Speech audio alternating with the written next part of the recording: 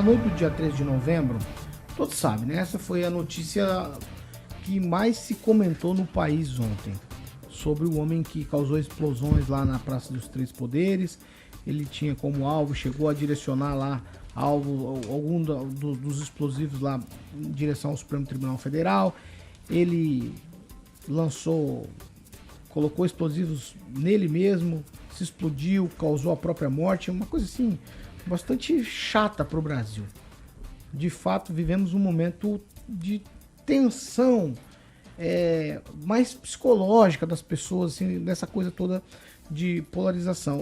O tio França, como era chamado, ele já havia feito algumas ameaças nas redes sociais, ele tinha escrito algumas coisas de grande acontecimento no dia, tudo isso assim que de alguma maneira nos leva a alguns pensamentos. Você fica tentando entender se isso é político, se isso não é político, se isso é uma coisa que... E aí, diante de tudo isso, lideranças políticas de diversas correntes ideológicas, eles se posicionaram. O próprio presidente Bolsonaro falou que ele não o conhecia, ex-presidente Bolsonaro falou que ele não o conhecia. Então tá todo mundo se pronunciando, Flávio Dino também se pronunciou, falou assim, todo mundo na mesma direção, tá? Todo mundo tá repudiando os ataques, reforçando a defesa da democracia, da estabilidade institucional no país.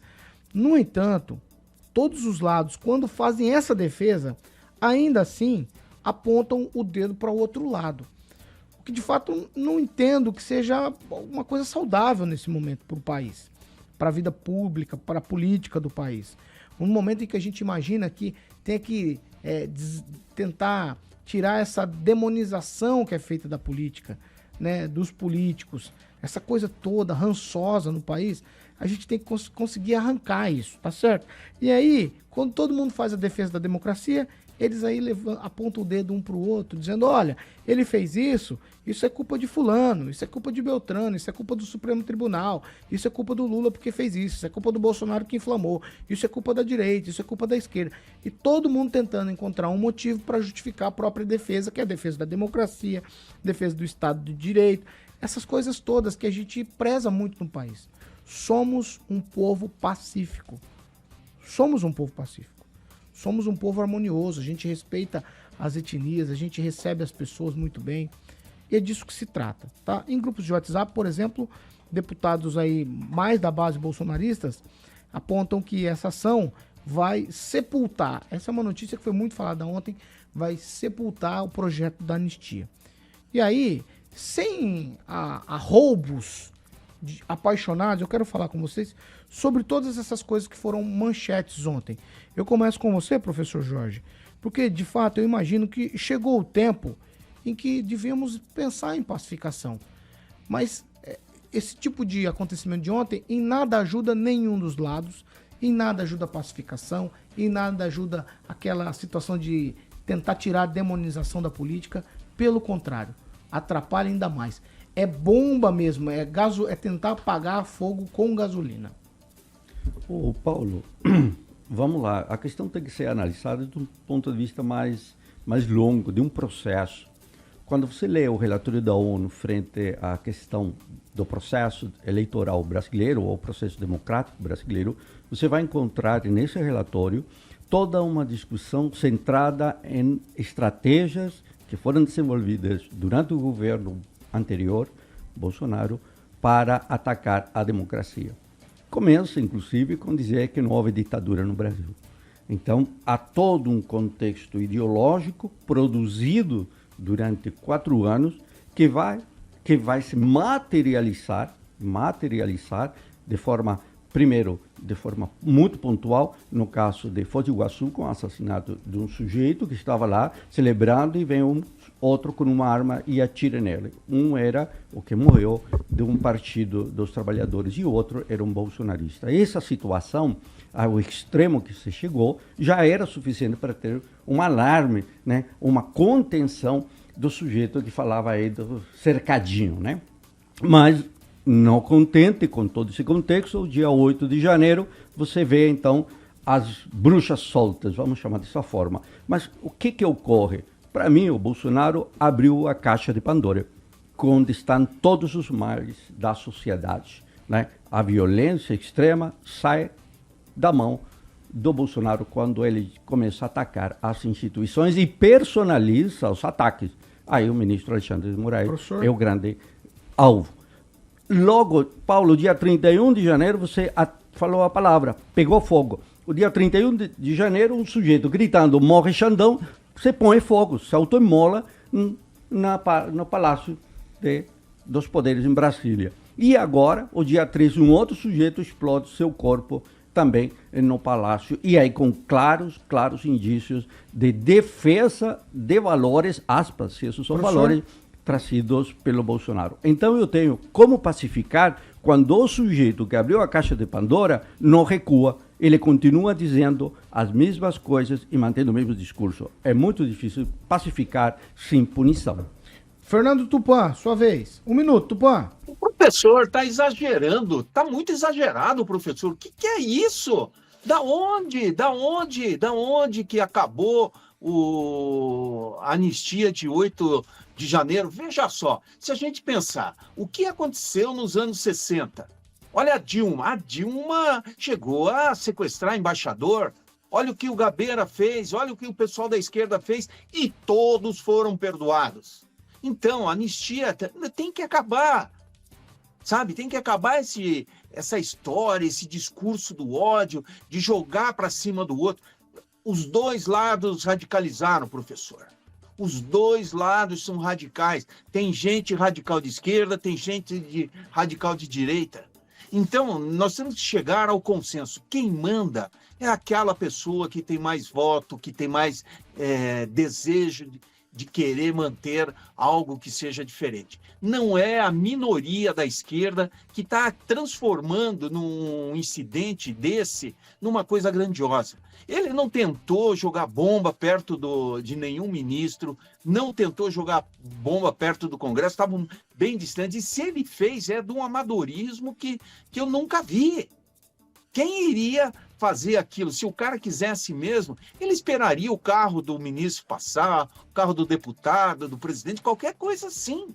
Mas não aquilo. Olha, antes eu estava ouvindo aqui na Jovem Pan que ele teria alugado um espaço para observar o que estava acontecendo, a rotina das pessoas. É muita teoria da conspiração, Paulo Caetano, e a gente nunca vai saber a verdade, infelizmente. Vamos lá, ô Ângelo, eu vou pedir para vocês, Tupã, eu pedi pro professor, eu pedi para você, vou pedir pro Ângelo, para todo mundo, sem arroubos e paixões, gente. É o momento da gente tentar pacificar. Paulo, os fatos estão aí.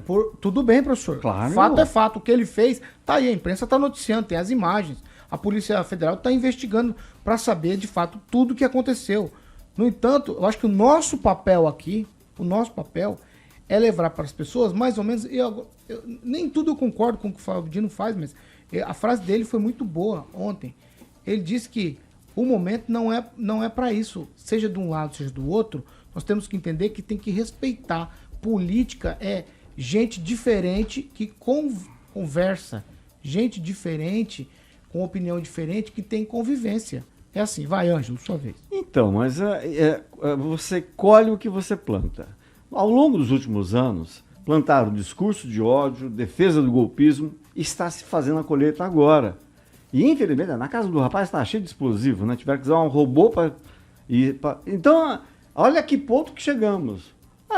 O momento é muito sério e é preciso realmente que a sociedade redescubra, como você bem disse lá, essa pacificidade do povo brasileiro. Não de ficar passivo a tudo, mas de ser fraterno, de ter bom relacionamento, de respeitar a opinião alheia, né? Agora, ficar dando ideia de plano, não, tem que esperar, fica com a revólver aqui, não, fez errado o caminho.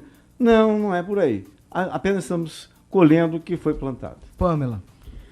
Olha, Paulo Caetano, ontem eu estava assistindo a reportagem e eu vi, né, que na casa dele, ele deixou no espelho, né, o nome da Débora, né, fez uma mensagem lá e colocou o nome da Débora. Para quem não sabe, a Débora é uma cabeleireira que estava lá no 8 do 1. Ela pegou um batom, ela escreveu "Perdeu Mané" lá na estátua, né, da Justiça. Depois passaram a VAP lá, tal, lavaram. Mas ela tá presa e ela tá longe dos filhos pequenininhos até hoje, né? Então, praticamente 2 anos aí, né? A gente já se passou. E ele deixou o nome dela naquele espelho, né? Um protesto ali no espelho, na casa dele. E sabe o que me veio à cabeça? Às vezes, a gente vê, assim, crianças, adolescentes que jogam aqueles jogos violentos. É CS, não sei o quê, assiste jogo violento. Uns jogam aquilo lá e seguem a vida normalmente. Mas, às vezes, uma pessoa mais sensível, com algum tipo de problema de saúde mental, leva aquilo para a vida e comete atentados. A gente já viu isso várias vezes.